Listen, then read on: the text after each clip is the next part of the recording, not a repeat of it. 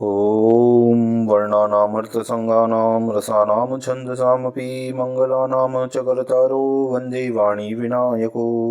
नारायणं नमस्कृत्य नरं चैव नरोत्तमं देवीं सरस्वतीं व्यासं ततो जयमुदीरयेत्। गुरुर्ब्रह्मा गुरुर्विष्णु गुरुर्देवो महेश्वर गुरुर्साक्षात् परब्रह्म तस्मै श्रीगुरुवे नमः। अखण्डमण्डलाकारं व्याप्तं येन चराचरं तत्पददर्शितं येन तस्मै श्रीगुरुवे नमः। पुरी सियावर रामचंद्र भगवान की जय, राधावर कृष्ण कन्हैया लाल भगवान की जय, उमा महेश्वर भगवान की जय, गायत्री ब्रह्मदेव भगवान की जय, सदगुरुदेव भगवान की जय, माता पिता गुरुदेव की जय, समस्त देवी देवतागण भगवान की जय, समस्त संतगण भगवान की जय, समस्त भक्तगण भगवान की जय। ओम नमः पार्वती पतये, हर हर महादेव। तो मित्रों और आप सभी श्री नरसिंह पुराण के श्रेष्ठ रसिक जनों, श्रोतागणों, अब तक हमने श्री नरसिंह पुराण की कथा को नियमित रूप से क्रमबद्ध रूप से श्रवण किया है, कीर्तन किया है, मनन किया है, भजन किया है। अब हम उसी क्रम में श्री नरसिंह पुराण के 31वें अध्याय की ओर कथा को अग्रसर करते हैं। आप सभी श्रेष्ठ श्रोतागण रसिक जन भगवान श्री राधा वल्लभ कृष्ण कन्हैया लाल के, श्री उमा महेश्वर भगवान के, श्री गायत्री ब्रह्मदेव भगवान के, श्री सीताराम जी के श्री चरणों में दृढ़ भक्ति रखते हुए कथा का श्रवण करें, कीर्तन करें, मनन करें, भजन करें। बोलिए श्री नरसिंह भगवान की जय। तो श्री भरद्वाज जी ने पूछा कि हे सूत जी, ध्रुव कौन है, किसके पुत्र हैं तथा वे सूर्य के आधार कैसे हुए हैं, ये सब बातें भली भांति सोच विचार करके आप मुझे बताइए। हमारी यह कामना है कि आप हमें कथा सुनाते हुए सैकड़ों वर्षों तक जीवित रहेंगे। सूत जी बोले, हे विप्रवर, स्वयंभू मनु के एक पुत्र थे जिनका नाम था उत्तानपाद।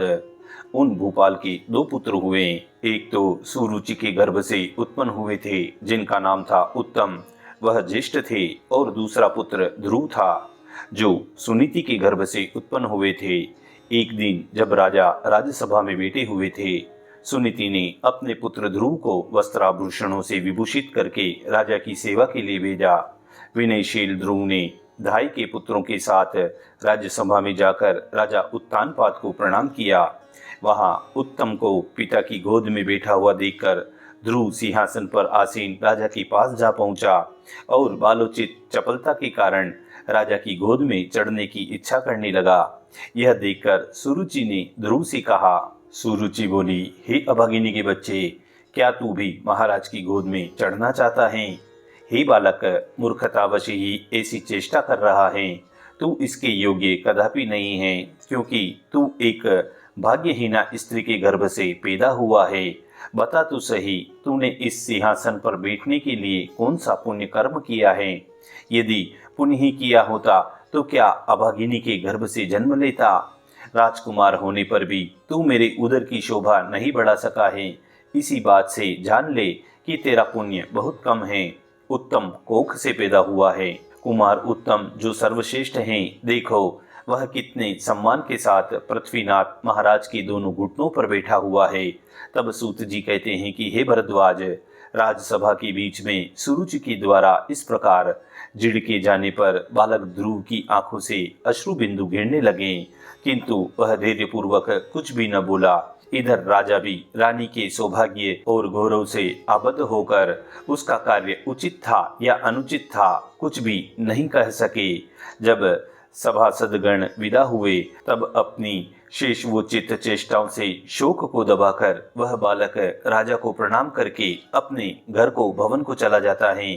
सुनीति ने अपने नीति के खजाने बालक को देखकर उसके मुख की कांति से हीन जान लिया था। राज्यसभा में राजा के द्वारा अपमान किया गया है।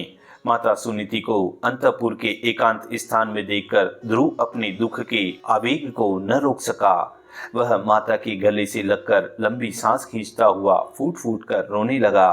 सुनीति ने उसे सांत्वना देकर कोमल हाथ से उसका मुख पोंछा और साड़ी के आंचल से हवा करती हुई माता अपने लाल से पूछने लगती हैं कि हे बेटा, हे ध्रुव, अपने रोने का कारण मुझे बताओ। राजा के रहते हुए किसने तुम्हारा अपमान किया है? तब ध्रुव कहते हैं कि हे मैया, हे माँ, मैं तुमसे एक बात पूछता हूँ, मेरे आगे तुम ठीक ठीक जवाब देना। जैसे सुरुचि माता राजा की धर्मपत्नी हैं, वैसे ही तुम भी तो हो। फिर उन्हें सुरुचि ही क्यों अच्छी लगती है, प्यारी लगती हैं? हे माता, तुम उन नरेश को क्यों प्रिय नहीं हो? सुरुचि का पुत्र उत्तम क्यों श्रेष्ठ है? राजकुमार होने में तो हम दोनों भाई एक समान हैं। फिर क्या कारण है कि मैं उत्तम नहीं हूँ? तुम क्यों मंदभागिनी हो और सुरुचि क्यों उत्तम कोख वाली है? राज सिंहासन क्यों उत्तम के ही योग्य हैं, मेरे योग्य क्यों नहीं है? मेरा पुण्य तुच्छ और उसका उत्तम कैसे हो गया? सुनीति अपने पुत्र के इस नीति युक्त वचन को सुनकर धीर से थोड़ी लंबी सांसें खींचकर बालक का दुख शांत करने के लिए स्वभावतः मधुर वाणी से बोलने लगती हैं। माता सुनीति बोली कि हे तात, हे ध्रुव, तुम बड़े बुद्धिमान हो। तुमने जो कुछ पूछा है वह सब शुद्ध हृदय से निवेदन करती हूँ। तुम अपमान की बात मन में मत लगाओ। सुरुचि से जो कुछ कहा है वह सब ठीक ही है, अन्यथा नहीं है। यदि वह पटरानी है तो सभी रानियों से बढ़कर राजा की प्यारी ही है। राजकुमार उत्तम ने बहुत बड़े पुण्यों का संग्रह करके उस पुण्यवती रानी के उत्तम गर्भ में निवास किया था, अतः वही राज सिंहासन पर बैठने के योग्य हैं। चंद्रमा की समान निर्मल श्वेत छत्र, सुंदर युगल चवर, उच्च सिंहासन, मदमत गजराज, शीघ्रगामी तुरग आदि व्याधियों से रहित जीवन, शत्रु रहित सुंदर राज्य, ये वस्तुएं भगवान विष्णु की कृपा से प्राप्त होती हैं। तब श्री सूत जी कहते हैं कि माता सुनीति के इस प्रकार उत्तम वचन को सुनकर सुनीति कुमार ध्रुव ने उन्हें उत्तर देने के लिए बोलना आरंभ किया। ध्रुव कहते हैं, जन्मदायिनी माता हे सुनीते, आज मेरे शांति पूर्वक कहे हुए वचन सुनो। हे शुभे, हे मैया, आज तक मैं यही समझता था कि पिता उत्तानपाद से बढ़कर और कुछ नहीं है, परंतु हे अम्ब, यदि अपने आश्रित जनों की कामना पूर्ण करने वाला कोई और भी है तो यह जानकर आज मैं कृतार्थ हो गया। हे माँ, तुम ऐसा समझो कि उन सर्वाराध्य श्री जगदीश्वर की आराधना करके जो जो स्थान दूसरों के लिए दुर्लभ हैं वह सब मैंने आज ही प्राप्त कर लिया। हे माता, तुम्हें मेरी एक ही सहायता करनी चाहिए, केवल आज्ञा दे दो जिससे मैं भगवान विष्णु की आराधना कर सकूं। तब ध्रुव की माता सुनीति कहती, हे बेटा, हे उत्तानपाद नंदन, मैं तुम्हें आज्ञा नहीं दे सकती। हे मेरे बच्चे, इस समय तुम्हारी 7-8 वर्ष की अवस्था है, अभी तो तुम खेलने कूदने के योग्य हो। हे तात, एकमात्र तुम ही मेरी संतान हो। मेरा जीवन एक तुम्हारे ही आधार पर टिका हुआ है। कितने ही कष्ट उठाकर अनेक इष्ट देवी देवताओं की प्रार्थना करके मैंने तुम्हें पाया है। हे तात, तुम जब जब खेलने के लिए भी 3-4 कदम बाहर जाते हो तब तब मेरे प्राण तुम्हारे पीछे पीछे लगे रहते हैं। तब ध्रुव कहते हैं कि हे माँ, अब तक तो तुम और राजा उत्तानपाद ही मेरे माता पिता थे, परंतु आज से मेरे माता पिता दोनों ही भगवान विष्णु ही हैं, इनमें संदेह नहीं है। तब सुनीति कहती हैं कि हे मेरे सुयोग्य पुत्र, मैं भगवान विष्णु की आराधना करने से तुम्हें रोकती नहीं हूँ। यदि रोकूं तो मेरी जीहा के सैकड़ों टुकड़े हो जाए। इस प्रकार आज्ञा सी पाकर ध्रुव माता के चरण कमलों की परिक्रमा करके और उन्हें प्रणाम करके तपस्या के लिए प्रस्थित हुआ। सुनीति ने धैर्य पूर्वक सूत्र में नील कमल की माला गूंथ कर पुत्र को उपहार में दी। मार्ग में पुत्र की रक्षा के लिए माता ने अपने शत शत आशीर्वाद, जिनका प्रभाव शत्रु भी नहीं रोक सकते थे, उसके पीछे लगा दिए। तब वह बोली कि हे पुत्र, शंख चक्र और गदा धारण करने वाले दया सागर जगतव्यापी भगवान नारायण सर्वत्र तुम्हारी रक्षा करें। तब सूत जी कहते हैं कि हे भरद्वाज, बालोचित पराक्रम करने वाले बालक ध्रुव ने अपने महल से निकलकर अनुकूल वायु के द्वारा दिखाई हुई राह पकड़कर उपवन में प्रवेश किया। माता को ही देवता मानने वाला और केवल राजमार्ग को ही जानने वाला वह राजकुमार वन के मार्ग को नहीं जानता था, अतः एक क्षण तक आंखें बंद करके कुछ सोचने लगा। नगर के उपवन में आकर बालक ध्रुव इस प्रकार चिंता करने लगा, क्या करूं, कहाँ जाऊं, कौन मुझे सहायता देने वाला होगा। ऐसा विचार करते हुए उसने जो ही आंख खोलकर देखा, त्यों ही उस उपवन में अप्रत्याशित गति वाले सप्तऋषि उसे दिखाई दिए। उन सूर्य तुल्य तेजस्वी सप्तऋषियों को जो मानो भाग्य सूत्र से ही खींचकर ले आए गए थे, देखकर ध्रुव बहुत प्रसन्न हुआ। उन्हें सुंदर ललाट की तिलक लगे हुए थे। उन्होंने उंगलियों में कुश की पवित्री पहन रखी थी तथा यज्ञोपवीत से विभूषित होकर वे काले मृगचर्म में बैठे हुए थे। उनके पास जाकर ध्रुव ने गर्दन झुका दी, दोनों हाथ जोड़ लिए और प्रणाम करके मधुर वाणी से उन्हें अपना अभिप्राय निवेदन किया। ध्रुव बोले कि हे मुनिवरों, आप मुझे सुनीति के गर्भ से उत्पन्न हुआ राजा उत्तानपाद का पुत्र जाने। इस समय मेरा चित्त जगत की ओर से विरक्त हो गया है। तब सूत जी कहते हैं कि अमूल्य नीति ही जिसका भूषण है, ऐसे मधुर और गंभीर भाषण करने वाले एवं स्वभावतः मनोहर आकृति वाले उस तेजस्वी बालक को देखकर ऋषियों ने अत्यंत विस्मित होकर उस ध्रुव को अपने पास बिठाया और कहा कि हे वत्स, अभी तक तुम्हारे वैराग्य या निर्वेद का कारण हम नहीं जान सके हैं। वैराग्य तो उन मनुष्यों को होता है जिनकी मनोकामनाएं पूर्ण नहीं हो पाती। तुम तो सातों द्वीपों के अधीश्वर सम्राट के पुत्र हो, तुम अपूर्ण मनोरथ कैसे हो गए हो? हमने तुमसे क्या काम है और तुम्हारी मनोवांछा हमसे क्या है? तब ध्रुव बोले कि हे मुनिगण, मेरे जो उत्तोत्तम बंधु उत्तम कुमार हैं, उनके ही लिए पिता का दिया हुआ शुभ सिंहासन रहे। उत्तम व्रत का पालन करने वाले हे मुनीश्वरों, मैं आप लोगों से इतनी ही सहायता चाहता हूँ कि जिस स्थान का किसी दूसरे राजा ने उपभोग न किया हो, जो अन्य सभी स्थानों से उत्कृष्ट हो और इंद्र आदि देवताओं के लिए भी दुर्लभ हो, वह स्थान मुझे किस उपाय से प्राप्त हो सकता है, यह मुझे बताइए। उस समय उस बालक ध्रुव की ये बातें सुनकर मरीचि आदि सप्तऋषि गणों ने उसे यथार्थ ही उत्तर दिया। मरीचि बोले, जिसने गोविंद के चरणारविंदों के पराग के रस का आस्वादन नहीं किया है, वह मनोरथ पद से अतीत ध्यान में भी न आ सकने वाले परमोज्ज्वल फल को नहीं प्राप्त कर सकता।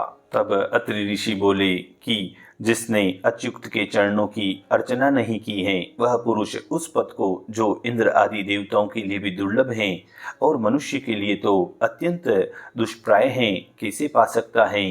अंगिरा ऋषि कहते हैं कि जो भगवान कमलकांत के कमनीय चरण कमलों का अनुशीलन चिंतन करता है, उसके लिए त्रिभुवन की सारी संपदाओं का स्थान दूर दुर्लभ नहीं है। पुलस्त्य ऋषि कहते हैं कि हे ध्रुव, जिसके स्मरण मात्र से महापातकों की परंपरा अत्यंत नाश को प्राप्त हो जाती है, वे भगवान विष्णु ही सब कुछ देने वाले हैं। पुलह ऋषि कहते हैं कि जिन्हें प्रधान प्रकृति और पुरुष जीव से विलक्षण परब्रह्म कहते हैं, जिनकी माया से समस्त प्रपंच रचा गया है, उन भगवान विष्णु का यदि कीर्तन किया जाए तो वे अपने भक्त के अभिष्ट मनोरथ को पूर्ण कर देते हैं।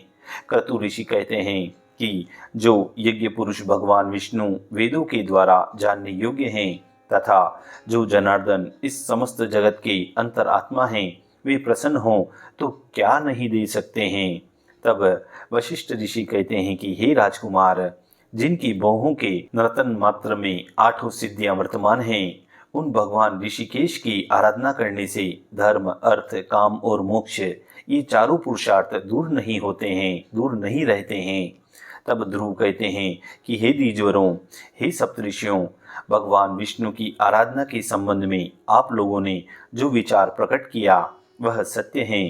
अब मुझे यह बताइए कि उन भगवान की पूजा कैसे करनी चाहिए, उनकी विधि का मुझे उपदेश दीजिए। जो बहुत कुछ दे सकते हैं, उनकी आराधना भी कठिन ही होगी। मैं राजकुमार हूँ और बालक हूँ, मुझसे विशेष कष्ट नहीं सहा जा सकता। तब मुनिगण कहते हैं कि खड़े होते, चलते, सोते, जागते, लेटते और बैठते हुए प्रतिक्षण भगवान नारायण का स्मरण करना चाहिए।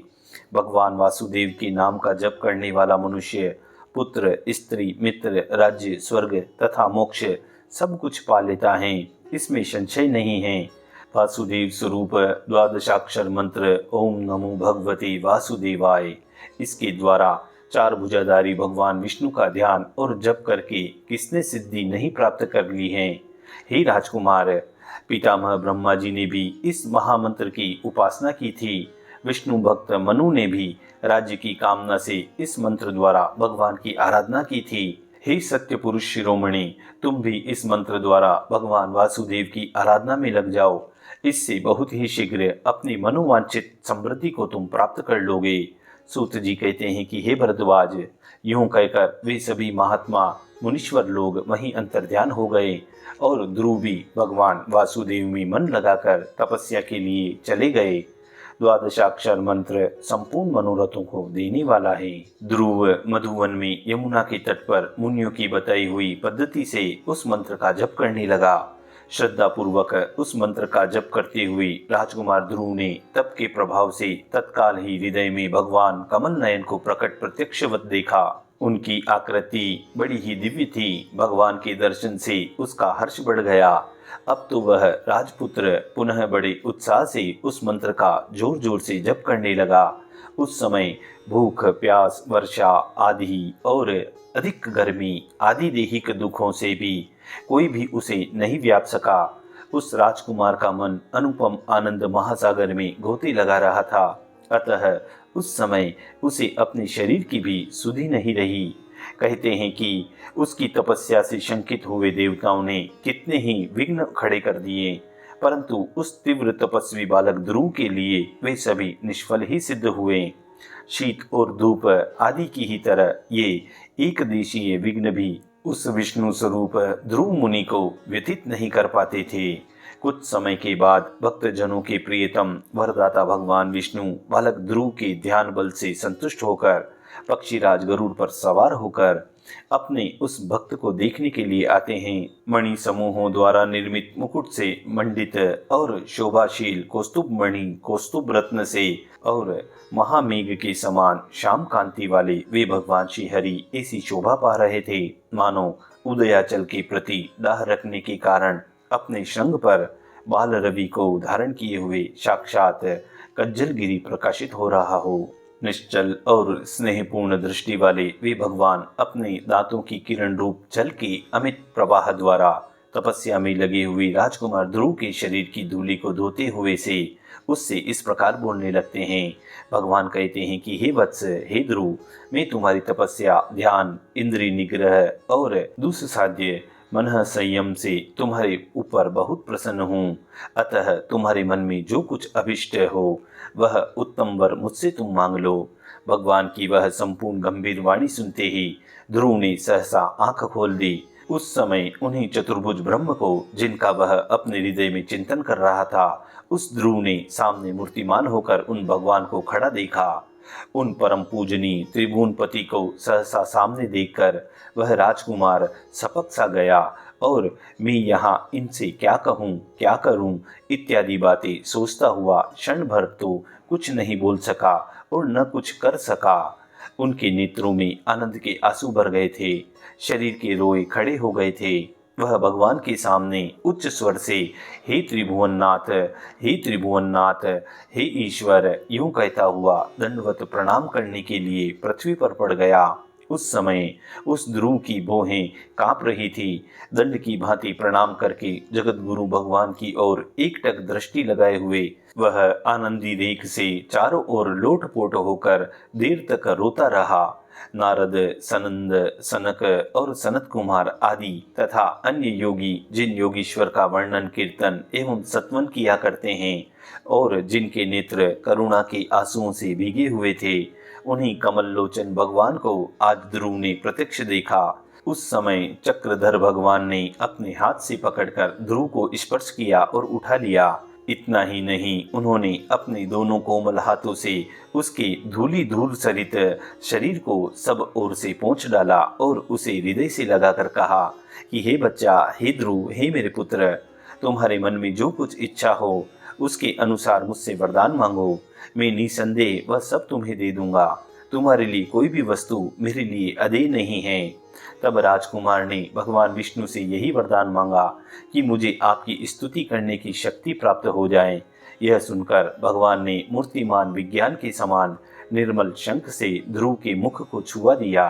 मरीचि आदि देव ऋषियों के दिए हुए ज्ञान रूपी चंद्रमा की किरणों से शालित होकर ध्रुव का चित्त पूर्णतया निर्मल हो गया था।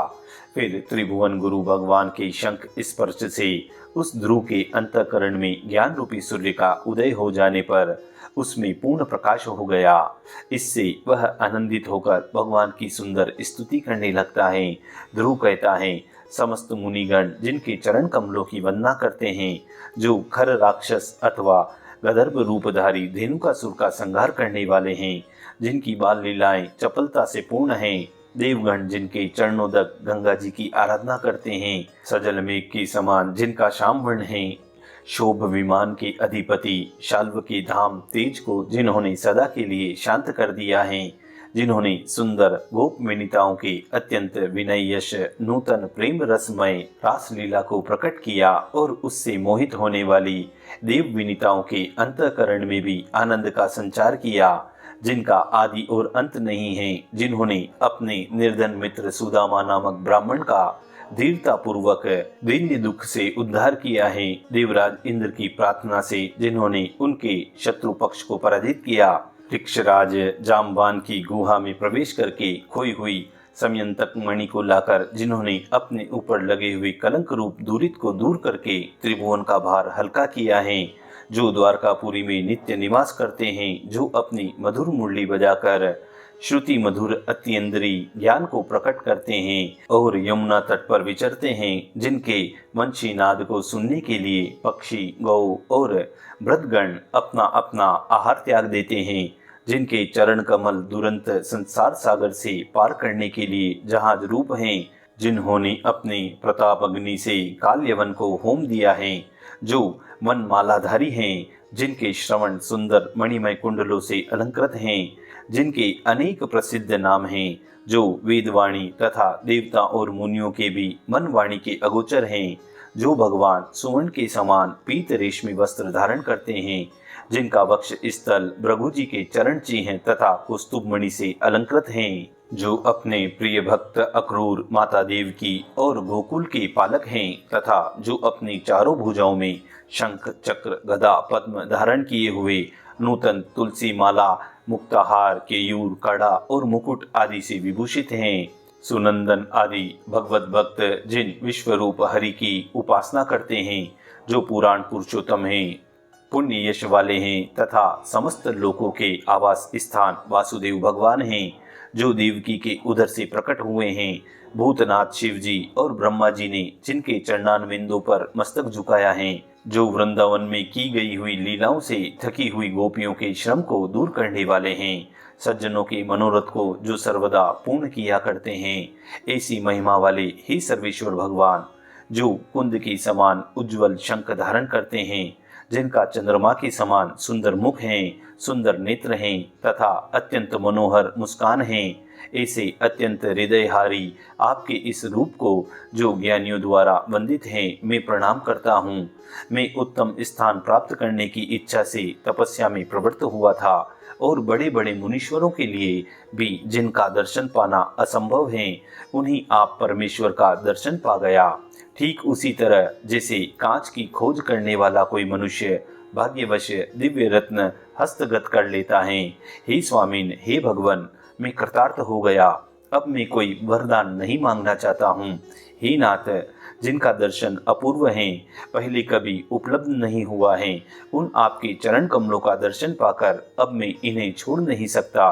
मैं अब भोगों की याचना नहीं करूँगा। ऐसा कोई मूर्ख ही होगा जो कल्प वृक्ष से केवल भूसी पाना चाहेगा। हे देव, आज मैं मोक्ष के कारणभूत आप परमेश्वर की शरण में आ पड़ा हूँ। अब बाहर विषयों के सुखों को मैं नहीं भोग सकता। जब रत्नों की खान समुद्र अपना मालिक हो जाए, तब कांच का भूषण पहनना कभी उचित नहीं हो सकता। अतः हे ईश, अब मैं दूसरा कोई वरदान नहीं मांगता। आपके चरण कमलों में मेरी सदा भक्ति बनी रहे। हे देव देवेश्वर, हे देववर, मुझे यही वर दीजिए। मैं बारंबार आपकी यही प्रार्थना करता रहूं। श्री सूत जी कहते हैं कि हे भरद्वाज, इस प्रकार अपने दर्शन मात्र से दिव्य ज्ञान प्राप्त करके स्तुति करते हुए ध्रुव को देखकर भगवान ने उस ध्रुव से कहा श्री भगवान बोले, ध्रुव ने विष्णु की आराधना करके क्या पा लिया? इस तरह का अपवाद लोगों के न फैलें, इसके लिए तुम अपने अभिष्ट सर्वोत्तम स्थान को ग्रहण करो। पुनः समय आने पर शुद्ध भाव होकर तुम मुझे प्राप्त कर लोगे। मेरे प्रसाद से समस्त ग्रहों के आधारभूत कल्प वृक्ष और सब लोगों के वंदनीय होकर तुम और तुम्हारी माता आर्या सुनीति मेरे निकट निवास करोगे। श्री सूत जी कहते हैं कि हे भरद्वाज जी, इस प्रकार प्रत्यक्ष प्रकट हो ऊपर युक्त वरदानों से ध्रुव का मनोरथ पूर्ण करके भगवान मुकुंद धीरे से अपना वह दिव्य रूप छिपाकर बारंबार घूमकर उस भक्त की ओर देखते हुए अपने वैकुंठ धाम को चले गए। इसी बीच में देवताओं का समुदाय भगवान विष्णु और उनके भक्त के उस समागम को देखकर हर्ष के मारे तत्काल दिव्य पुष्प बरसाने लगते हैं, उस अविनाशी ध्रुव का सत्वन भी करने लगते हैं। सुनीति कुमार ध्रुव आज श्री और सम्मान दोनों से संपन्न होकर देवताओं का भी वंदनीय हो गया शोभा पा रहा है। यह अपने दर्शन तथा गुण कीर्तन से मनुष्यों की आयु, यश तथा लक्ष्मी की भी वृद्धि करता रहेगा। इस प्रकार ध्रुव भगवान विष्णु के प्रसाद से दुर्लभ पद को पा गया। यह कोई आश्चर्य की बात नहीं है। उन गरुड़ वाहन भगवान के प्रसन्न हो जाने पर भक्तों के लिए कुछ भी दुर्लभ नहीं रह जाता। सूर्यमंडल का जितना मान है उससे दूना चंद्रमंडल का मान है। चंद्रमंडल से पूरे 2 लाख योजन दूर ऊपर की ओर नक्षत्र मंडल है। नक्षत्र मंडल से भी 2 लाख योजन ऊंचे बुध का स्थान है और बुध के भी स्थान से उतनी ही दूरी पर शुक्र की स्थिति है। शुक्र से भी 2 लाख योजन दूर मंगल ग्रह है और मंगल से 2 लाख योजन पर देव पुरोहित बृहस्पति का निवास है। बृहस्पति से भी 2 लाख योजन ऊपर शनिचर का स्थान है और उन शनिचर से भी 2 लाख योजन ऊपर सप्त ऋषियों का मंडल है। सप्तऋषि मंडल से 1 लाख योजन ऊपर ध्रुव की स्थिति है।